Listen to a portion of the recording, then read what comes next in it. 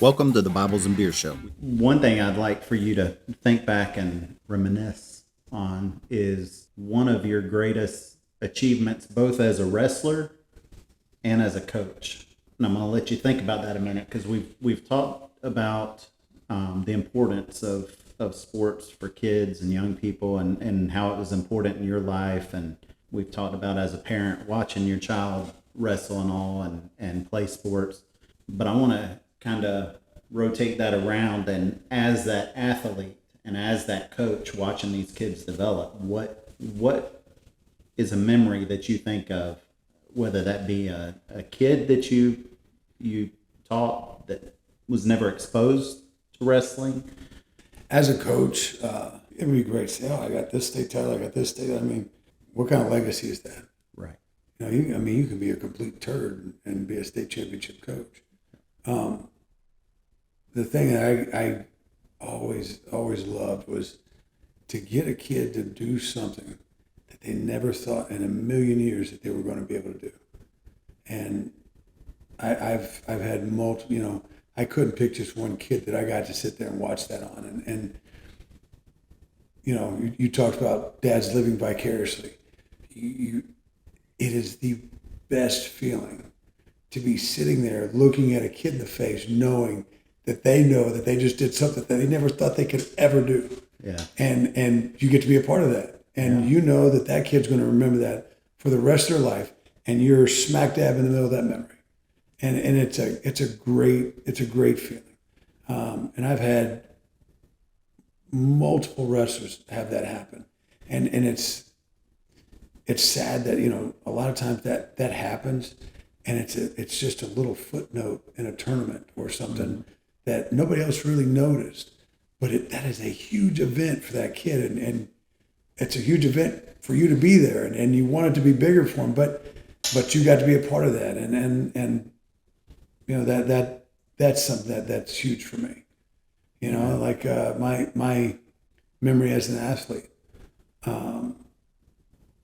There are several things that I've won that I really worked hard for and that I really focused on, but the biggest thing I remember coming through high school is my sophomore year at Junior Nationals. My brother had been an All-American multiple times, had done really well, and I remember I was coming through the tournament, and I was losing multiple matches. I was ranked in Greco. I was ranked number one in freestyle. I was ranked number one in freestyle. I was ranked 3 in Greco.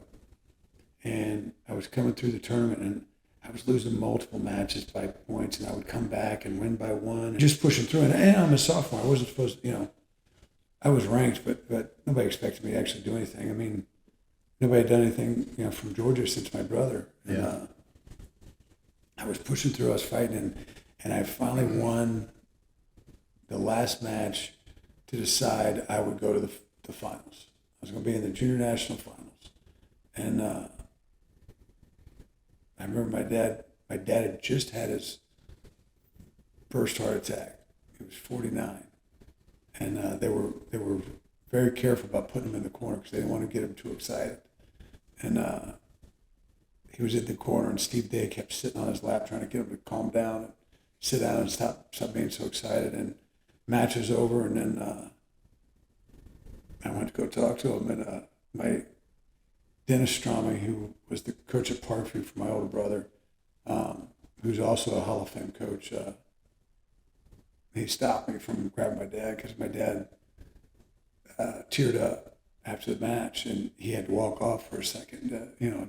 My dad doesn't cry about it. Doesn't, and I remember that whatever I'd done had got my dad that emotional, and I still get teared up thinking about it, but he had to take a couple seconds, and then he came back and came to talk to me. But to just know that my dad got that emotional about something that I had done, was something that was pretty awesome. It kind of beat anything I won or That's awesome. anything I accomplished. Man, I tell you, you've been there in several of them moments for both of my older two lives, and kids that they've stepped out on the mat and you're like, there ain't no way they're fixing to beat this kid. and then they beat them, and they're like, and the look on their face, and of course it's nowhere near the scale that you're talking about, but the look on their little faces, it's like, they, in the first place if they look in the stand, they look at me and they're like, did you see that? And one kid that I remember, Caleb beating, he was such an athletic looking kid, and it was when he got out on the mat, and this was, I think, Caleb's first open tournament, I think. And this kid was a monster, and we were at 12 and under, I think. Yeah. And this kid was a monster. And this kid had been annihilating kids all day, wrestled, 3 weight classes, and Caleb gets out there and beats him. And he gets up, and because when Caleb's walking out there, because looking at the bracket, he's coming. Yep. And Caleb is just thinking the whole time, of kind of strategizing what I need to do. And all I could tell him is go as hard and as fast as you can go. And if you lose doing that, we're all good. Yeah, we're all good. Yeah. And he does it, and he beats the kid. And the look on his little face is like, and he's like, as the ref's like holding his hand up, he's looking at me and pointing, going, like, did you see that? And it's like the best feeling to sit there and watch that happen. Yeah. Yes. Yeah. And it's like, man, and then realize what they're capable of. Yes. All the losses that he may have taken, Yeah. all leading to that one match, and I think that match actually got in 3rd place, I think, and it was like, wow. And then, and Will, he stepped out on another kid, and the kid just looked like there ain't no way that my kid's beating this kid. And he throws a head on him, something that he has failed on the entire season, and he throws a head and grabs him and pins him with it, and he gets up and kind of, Will kind of pumps his chest a little bit, and you're like, wow. That to me makes all the early mornings, and it makes it worth it to see them little bitty moments right there of just saying. Because they will remember that moment for the rest of their lives. They'll tell it one day to their kids, and you got to sit there and be a part of it and see it and know, it's just. And as a parent, I know what you mean by that feeling, but I could only imagine as a coach, knowing that you've been there before, and then to see them get that same experience, you're like, that's. I don't want to drop names, but I remember watching a video. I think it was your first year here.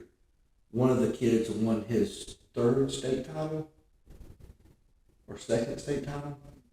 On Lumpkin's team. Yeah. Yeah. Nolan Nolan was going for his 3rd, and Sam was going for his 2nd. Sam, and I remember when he won it. Mm-hmm. I don't know where I saw the video, but someone had the video, and he won it. He runs up in the stands and hugs his mom. Yep. And I was like, how awesome. How awesome is that? This kid is a legitimate pound for pound baddest dude. Yep. And Georgia State 3A, and he runs up there and hugs his mom, Yeah. And little things like that is what I always say that just makes everything you do worth it, just in parents. Yeah. And I could imagine in coaches, you got a whole team of that. You see that even the things that we don't get to see as far as practices, where a kid may have beat a kid at practice and stuff. And I could imagine just the little fulfillments that you get every day of doing that. Well, and hopefully a coach is aware enough to see those things. If you know everybody on your team and you see the struggles and the accomplishments and the goals and the obstacles they're overcoming. As a coach, I get to know everybody on our team. I don't know everybody and can tell you a little bit about everybody on our team because I want to be a part of that. And partially selfish because I want to be a part when they finally hit that thing. I get to be a part of that memory. You know? And is that living vicariously? I don't know, but I feel pretty damn good after that happens. As a coach, I don't mind if you live vicariously that way. I was just going to say, you do that all. If you want to call it vicariously, man, you can call it however you want to. But a again, parent in the stands that needs to be quiet and just let their kid do their thing. Are you talking about me now? No. But we won't drop names. But like as a coach, you do that all you want to. Yeah, You do that all year. it's exciting, and you know.